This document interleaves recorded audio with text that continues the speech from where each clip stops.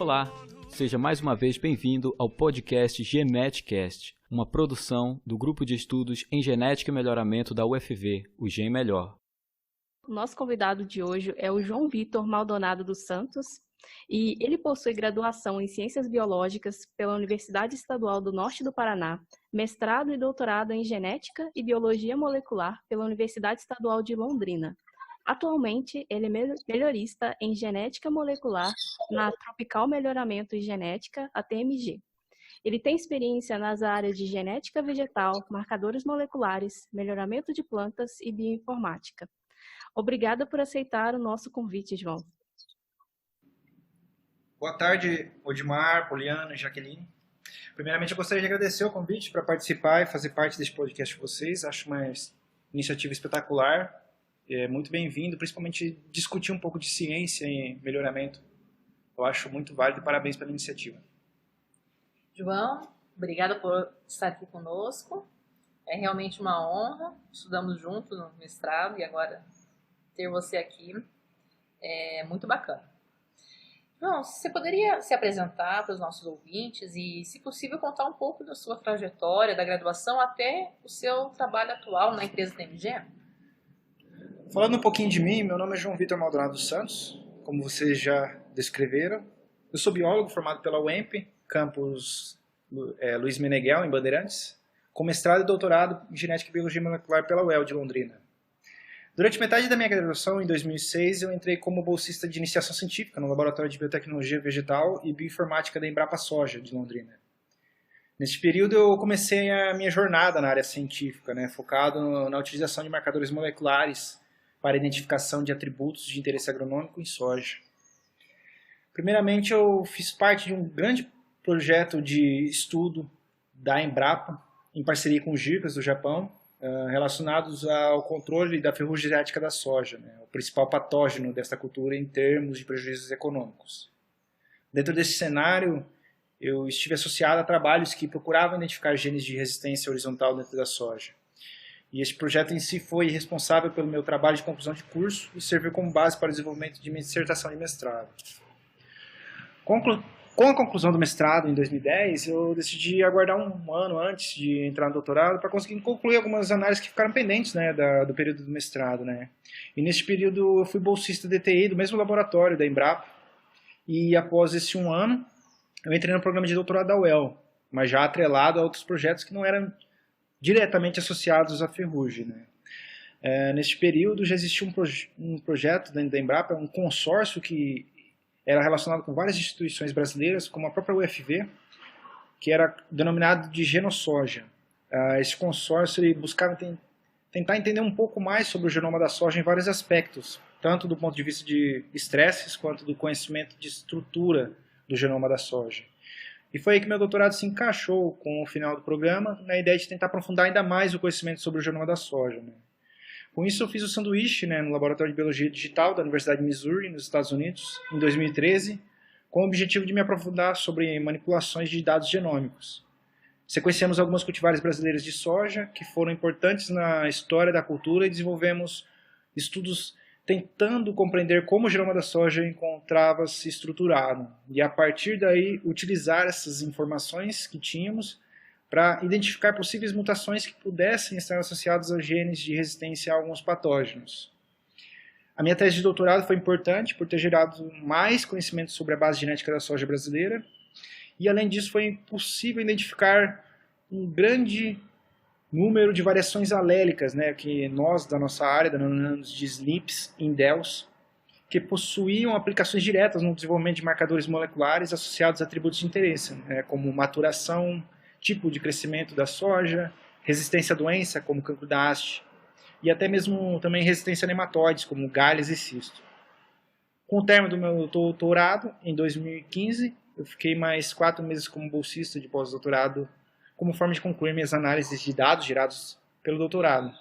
Durante este período, eu participei do programa de novos talentos da TMG, que buscava captar recém-formados em diversas áreas agrícolas, com níveis diversos de conhecimento, que iriam desde alunos de graduação, recém-formados, até alunos de mestrado e doutorado. E eu fui aprovado nesse processo, entrando como trainee de pesquisa na TMG, com duração de 1 ano, e após esse período eu fui efetivado e estou aqui hoje como melhorista em genética molecular. Você comentou agora a sua participação, a sua trajetória até começar a trabalhar na TMG. Mas dentro da TMG, quais são as principais atividades que você desempenha aí durante essa sua carreira? Hoje eu estou associado a um setor de pesquisa da empresa que busca entender e compreender melhor os atributos importantes, tanto em soja quanto em algodão, com o objetivo de obter soluções biotecnológicas importantes para o agricultor. Quando a gente fala em soluções biotecnológicas, aqui a gente está falando tanto de lançar uma cultivar, quanto algum outro tipo de solução que possa existir, né? Eu trabalho diretamente com algumas frentes dentro da empresa, né? Primeiramente, eu tento buscar novas fontes portadoras de atributos de interesse, né? Já que tanto soja quanto algodão possuem um alto número de acessos de origens diversas no mundo, com características diversas que precisam ser compreendidas e exploradas, né? Então nós temos um primeiro momento que tentamos entender um pouco mais sobre esses acessos e todas as características importantes que ele tem. E posteriormente a isso, a gente tenta entender como que essas características são herdadas dentro das culturas, né? É um ponto muito importante, principalmente do ponto de vista de aplicação, né, desses atributos posteriormente para desenvolvimento de uma cultivar. Após isso, o outro aspecto que eu acabo me inserindo dentro da empresa é relacionado à identificação de variações alélicas que possam ser usadas para selecionar com mais eficiência cultivares de soja e algodão. Essas variações elas acabam sendo úteis tanto para a utilização em programas de seleção assistida por marcadores, como também em projetos de backcross assistido dentro da empresa e seleção genômica, né? E por fim, né, por conta da minha formação científica, eu acabo também contribuindo muito com a questão de suporte técnico e científico em diversos outros projetos e frentes dentro da empresa, né, que tem a necessidade de discussão, propriamente dito, né, porque como é uma empresa de pesquisa, se discute muita coisa sobre pesquisa, né. Então, de maneira resumida, esses 4 pontos são as principais atividades que eu exerço hoje dentro da TMG. Ok, então acho que a gente pode partir para a nossa terceira pergunta. Qual a importância do emprego eficiente das ferramentas genômicas e da bioinformática no melhoramento de plantas?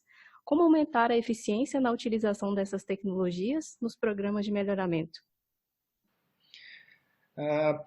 Ambas as ferramentas têm uma aplicabilidade gigante dentro de programas de melhoramento de plantas. Falando primeiramente de bioinformática, como já é bem descrito, é a aplicação de ferramentas computacionais para armazenamento e manipulação de dados biológicos, né? O custo para se gerar um sequenciamento caiu drasticamente com o tempo, o que aumentou a aplicação direta dessas ferramentas para a identificação de variações alélicas de interesse nas culturas. Com isso, hoje já é possível trabalhar com uma grande quantidade de dados, o que requer cada vez mais a necessidade de conhecimento de bioinformática para tratar estes dados de maneira correta e para identificar essas variações de interesse. Hoje, com o auxílio dela, por exemplo, já é possível identificar quais genes são mais expressos durante um evento de estresse hídrico dentro de uma lavoura. Já somos capazes de localizar onde genes de resistência a doenças se encontram e dessa forma desenvolver marcadores moleculares que possam aumentar ainda mais a eficiência para selecionar cultivares com atributos diferenciais no mercado. E ainda, com a evolução dos dados fenômicos e de machine learning, estamos caminhando cada vez mais para sermos mais assertivos quanto à seleção de linhagens com melhores atributos quantitativos, como por exemplo produtividade, através da seleção genômica. E somos já capazes de predizer hoje quais combinações de cruzamentos podem combinar de maneira mais satisfatória do ponto de vista de explorar ao máximo a variabilidade genética de atributos quantitativos dentro de uma cultura. Este é um panorama geral de alguns pontos que eu acredito que a bioinformática consegue auxiliar e esclarecer dentro de programas de melhoramento de plantas, né?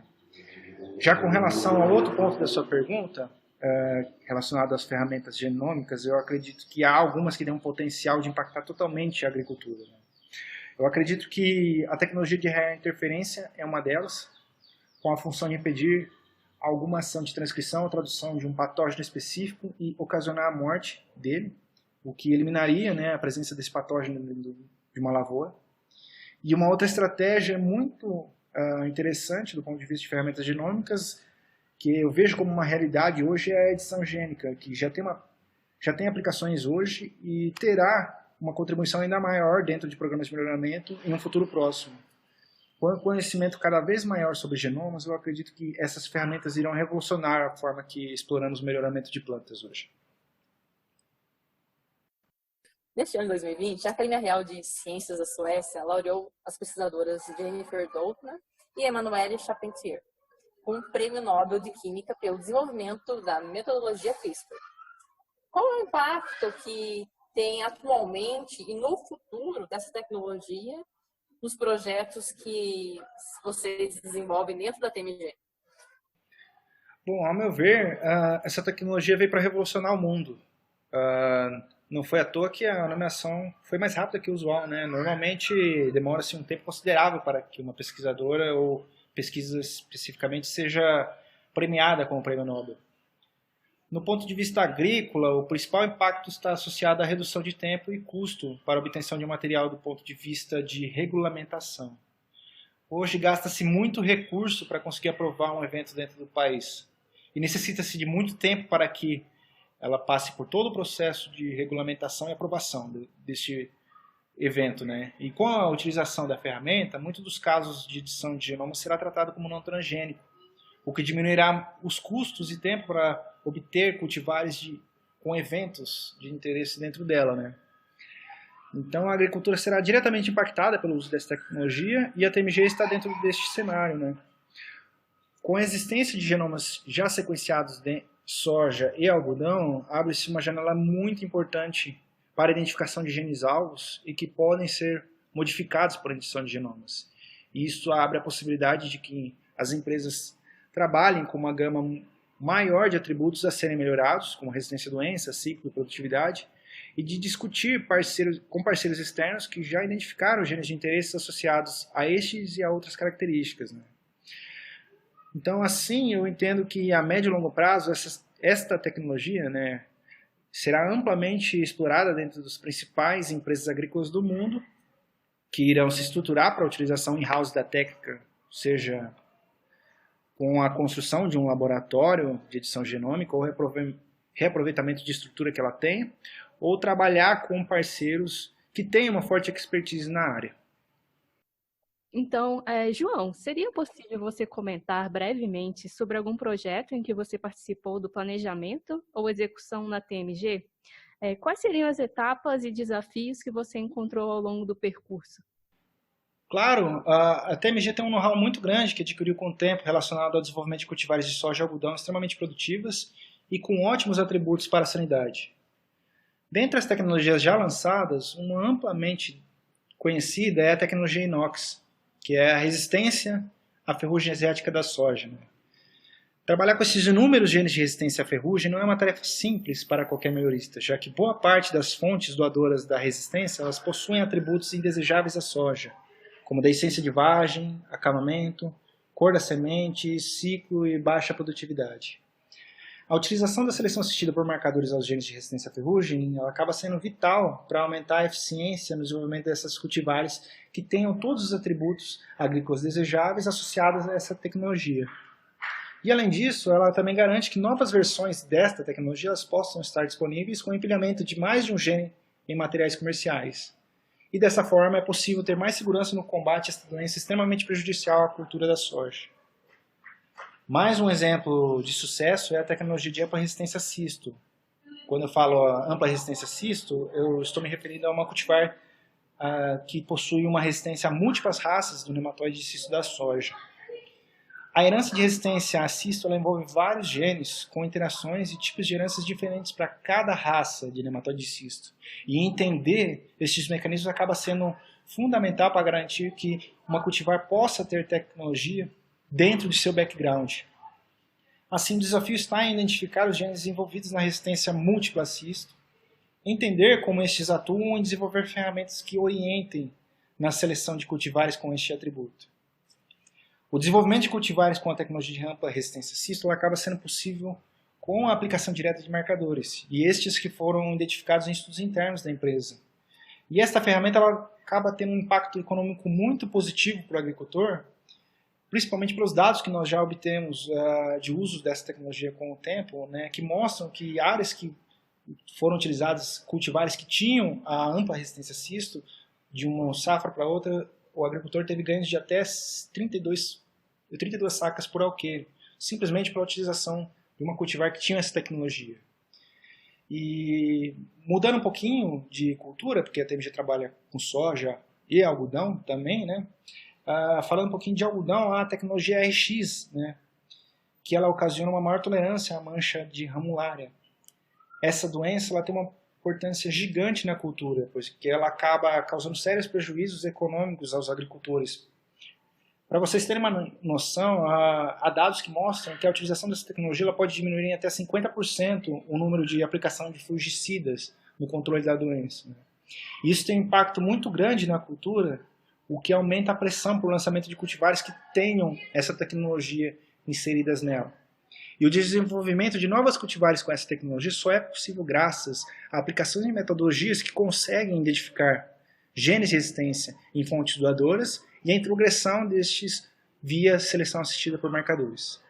Dessa forma, o processo de desenvolvimento de cultivares de algodão com atributos desejáveis e com a tecnologia RX ela é possível com uma maior eficiência, né? Então, só para resumir o questionamento de vocês, existem vários desafios que temos que enfrentar no desenvolvimento desse tipo de tecnologia, que é trabalhar com materiais que tenham atributos indesejáveis, ter uma grande complexidade de genes associados a essas características, tentar diminuir o tempo e o custo de um programa de melhoramento e aumentar a eficiência na escolha de uma cultivar elite. E para chegar a este ponto, as principais etapas passam por identificar quais são as melhores fontes de resistência a esses importantes atributos, associados à detecção do local onde esses genes se encontram e a aplicação de ferramentas como a seleção assistida ou genômica para garantir que cultivares cada vez mais produtivas e com as melhores tecnologias genéticas sejam lançadas. Nós sabemos que o mercado de trabalho na área que você atua é bastante competitivo. Poderia comentar um pouco como foi o processo de seleção e qual o diferencial para que se efetivasse a sua contratação na empresa na época que você fez aí esse processo de trainee? Essa é uma ótima pergunta e eu vou falar um pouquinho então da minha experiência que eu posso passar de conselho para vocês, né? Basicamente o processo seletivo que eu passei, ele contou com 3 etapas, né? A primeira era mais associada a uma entrevista com o RH propriamente dito, onde aconteceu uma primeira filtragem. E após essa primeira filtragem, eu passei por mais 2 etapas, uma envolvendo mais uma dinâmica comportamental e a terceira uma entrevista técnica com os gestores da área de pesquisa da empresa. Há alguns aspectos importantes que posso passar de conselho sobre o processo e como vejo que as pessoas conseguem se encaixar dentro de uma empresa, né? Falando primeiramente do ponto de vista técnico de minha área, eu acredito que é muito importante ter conhecimentos relacionados à área de melhoramento de plantas, experimentação agrícola, fitopatologia e biologia molecular. Conhecer a cultura também é um diferencial muito importante para as pessoas que vão trabalhar dentro da empresa, especificamente, né?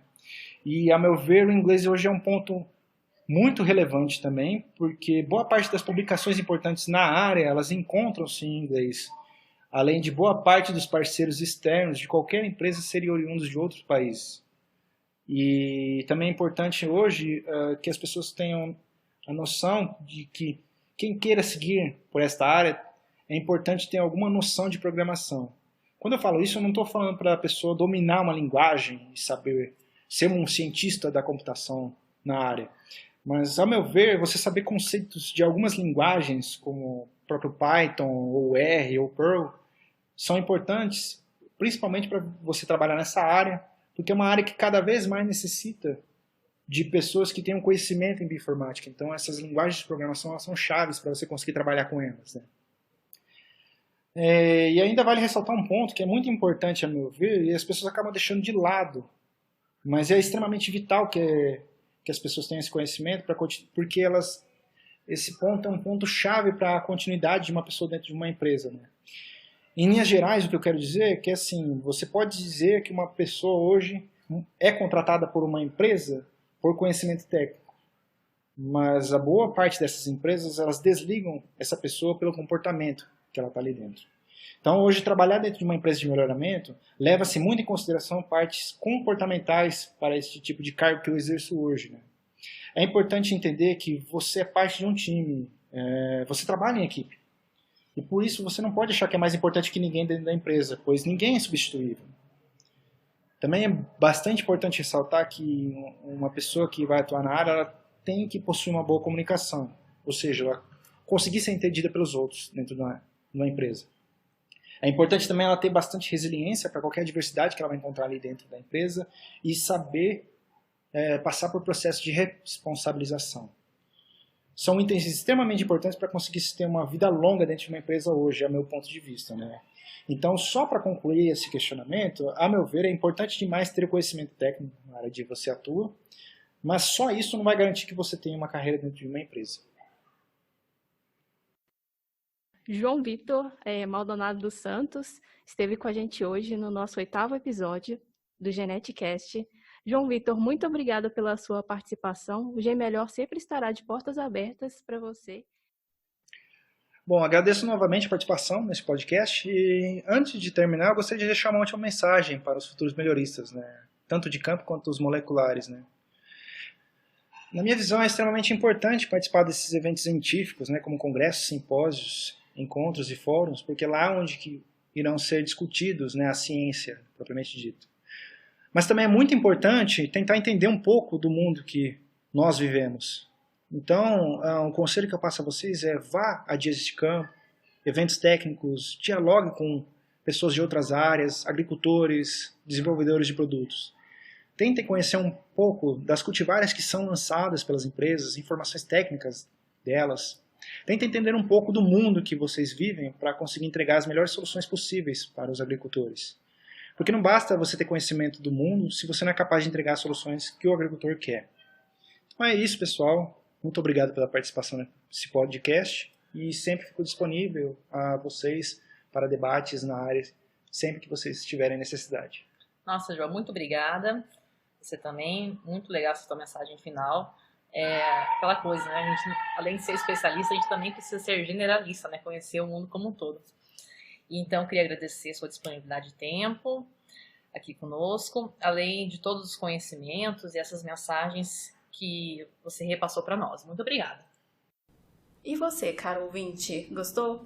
Acompanhe-nos em nossas redes sociais, Facebook, Instagram, LinkedIn e Twitter, além do nosso site gmelhor.com.br, para deixar seu comentário, crítica, sugestão e mesmo temas para trazermos em pauta. Em nossas redes sociais e no nosso site, você ainda pode saber mais sobre nossos eventos e sobre novos episódios do GeneticCast.